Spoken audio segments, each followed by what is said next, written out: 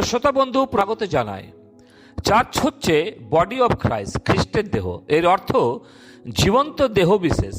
এটা হচ্ছে এক আধ্যাত্মিক দেহ যার মস্তক স্বয়ং যীশুখ্রিস্ট এবং সমস্ত উদ্ধারপ্রাপ্ত বিশ্বাসীবর্গ এই দেহের অঙ্গ প্রত্যঙ্গ, যেটা পঞ্চসপ্তমীর দিন থেকে শুরু করে র্যাপচার পর্যন্ত, যেদিন মণ্ডলীকে মধ্য আকাশে চক্ষুর পলকে তুলে নেওয়া হবে।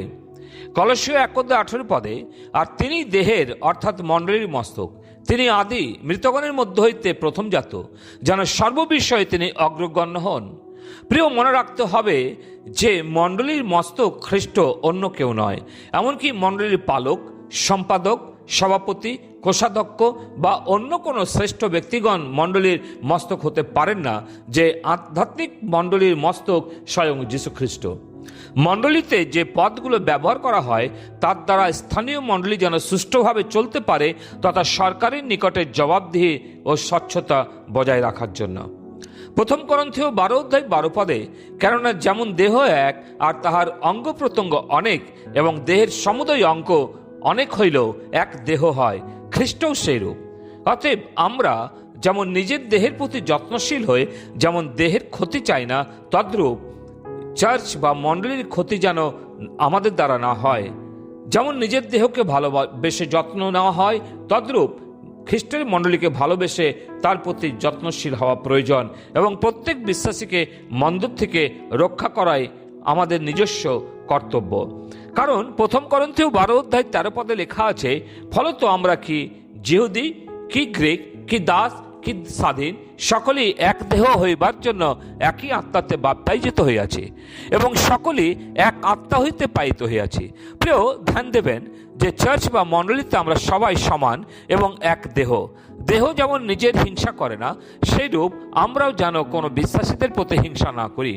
প্রিয়, আমরা খ্রিস্টের দেহের অঙ্গ প্রত্যঙ্গ রূপে কি দায়িত্ব পালন করছি? খ্রিস্টের দেহ মণ্ডলী বা চার্চ ভালো না বাসি, তাহলে খ্রিস্টকে আমরা প্রেম করি না। এটাই সত্য ও বাস্তব। স্থানীয় মণ্ডলীর সাথে আপনার সম্পর্ক কেমন? আপনি কি নিজের দায়িত্ব পালন করছেন? স্থানীয় অর্থে চার্চের অর্থ হচ্ছে একটি স্থানীয় মণ্ডলী, জীবন্ত অবয়ব এবং একটি সংগঠন। একদল নতুন জন্ম প্রাপ্ত এবং বাপ্তাইজিত খ্রিস্ট বিশ্বাসীরা স্থানীয়ভাবে একত্রিত হয় ঈশ্বরের আরাধনা ও তার ইচ্ছা পালন করতে।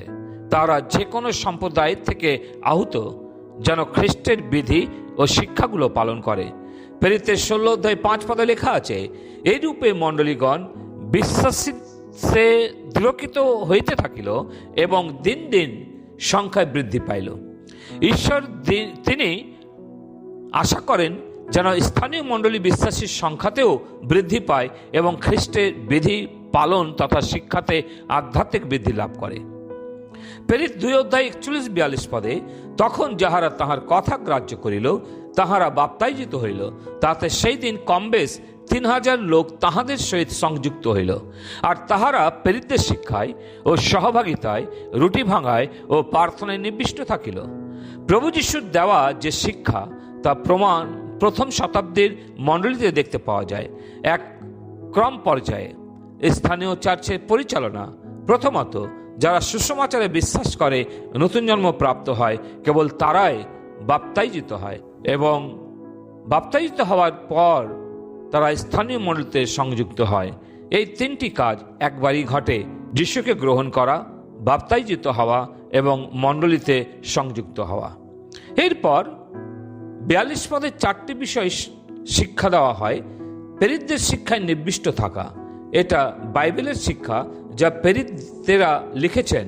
এতে স্থির থাকা এবং ক্রমাগত শিক্ষা নেওয়া, সহভাগিতায় নিবিষ্ট থাকা, এটা পরস্পরের প্রতি আনন্দ ও দুঃখের অংশগ্রহণ করা, উৎসাহ দেওয়া, এক কথায় পরস্পরের প্রতি খোঁজ খবর নেওয়া। এবং তৃতীয়ত রুটি ভাঙা, এটা প্রভুর ভোজ। প্রভুর ভোজের মধ্য দিয়ে যীশুখ্রিস্টের দুঃখভোগ ও মৃত্যুকে ক্রমাগত স্মরণ করা বা তাতে নিবিষ্ট থাকা। এবং চতুর্থ, প্রার্থনায় রত থাকা। এটা মণ্ডলীগতভাবে প্রার্থনাতে সমবেত হওয়া এবং প্রার্থনাতে নিবিষ্ট থাকা। এর দ্বারা একটি স্থানীয় মণ্ডলী আধ্যাত্মিক বৃদ্ধি লাভ করে। প্রভু সাহায্য করুন এই সত্য বাইবেল থেকে শিক্ষা লাভ করতে। প্রভু তার বাক্যে আমাদের আশীর্বাদ করুন, যেন মণ্ডলীর তত্ত্ব আমরা পরিষ্কারভাবে বুঝতে পারি এবং উপলব্ধি করে জীবনে প্রয়োগ করতে পারি। পিতা ঈশ্বর, তোমাকে ধন্যবাদ দিই। আমাদের জীবনে যা একবারই ঘটে, প্রভু যিশুকে গ্রহণ করা, বাপ্তিস্ম নেওয়া এবং মণ্ডলীতে সংযুক্ত হওয়া।